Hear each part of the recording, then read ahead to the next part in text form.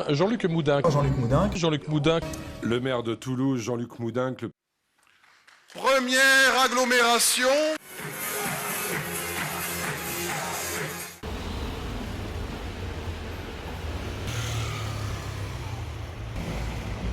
Alors c'est vrai que j'ai très tôt porté un intérêt vis-à-vis de la chose publique. Tout jeune, j'ai adhéré à un parti politique, le Centre des démocrates sociaux, vous l'avez rappelé. Et puis assez rapidement aussi, je suis devenu élu. Et au fond, j'ai eu un parcours républicain classique, un petit peu comme autrefois. Aujourd'hui, on peut cliquer puis on se retrouve député d'un coup. Moi, ça n'a pas du tout été ça. Je pose la question, mais pourquoi disent-ils cela? Est-ce que ces gens-là sont les amis de Toulouse? Est-ce qu'ils aiment vraiment leur ville? Est-ce qu'ils jouent la victoire de Toulouse? Et puis un jour, effectivement, je suis devenu maire de Toulouse. Et maire de Toulouse, parce que c'est ma ville, c'est mon ancrage, c'est ma passion. Et d'ailleurs, je ne m'imagine pas maire d'une autre ville que Toulouse. Le goût que j'ai eu depuis toujours pour la chose publique croise, je dirais, mes racines et mon amour pour une ville qui est la ville qui m'a vu naître, où j'ai fait mes études, où j'ai grandi, où je me suis marié, où j'ai eu des enfants. 3 années simplement dans ma vie, entre l'âge de 7 ans et l'âge de 10 ans, où la carrière de mon père, qui était à la SNCF, nous a menés à aller vivre dans la région parisienne. Monsieur le Premier ministre, votre déclaration d'hier a fait le constat de la souffrance. J'ai pas tout fait en même temps.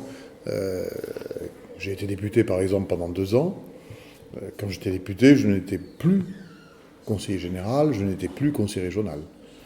Par contre, à une époque où j'étais conseiller général et conseiller régional, je n'étais pas député.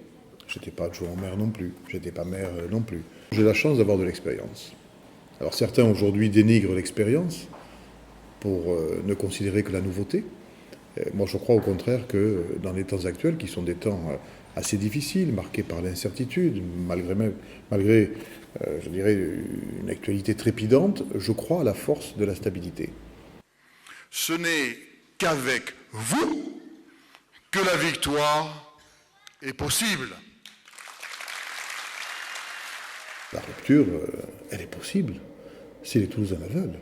Une fois de plus, moi je suis un démocrate, je suis foncièrement respectueux du suffrage universel, je ne le conteste pas. Pour moi, l'électeur n'a pas tort. Si les Toulousains veulent une rupture, ils la choisiront. Et évidemment, moi je m'inclinerai. Mais ce sera un défi dur à relever, très dur. Car rien n'est plus difficile que de combattre le conformisme. Moi, je défends la vision d'un Toulouse qui se développe, et d'un Toulouse qui se développe, je dirais, pas n'importe comment. Et tout l'effort que nous devons développer encore, c'est d'accentuer toutes les réponses qui font la qualité de la vie. Les services publics de proximité, écoles, crèches, services aux seniors, propositions pour les jeunes, des jardins près de chez soi, 100 000 arbres plantés entre 2020 et 2030, l'énergie alternative à l'énergie nucléaire développée. Voilà, moi ce que je propose, c'est le développement et en même temps davantage de qualité de vie, parce qu'on n'est pas là pour développer, pour grandir, non. On est là pour développer, mais avec une finalité, c'est le bien-être des gens. Pour Toulouse, je vous propose de voir loin, de viser haut et de vouloir grand. Quand une ville a la chance d'avoir un dynamisme économique propre, exceptionnel, et en même temps une présence jeune tout aussi exceptionnelle, puisque nous sommes effectivement la première ville universitaire de France en province après Paris.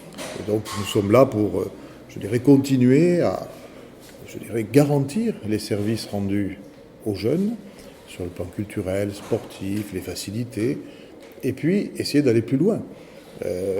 Il y a quelques années, après mon élection, j'ai instauré le métro jusqu'à 3h du matin, le vendredi soir et le samedi soir.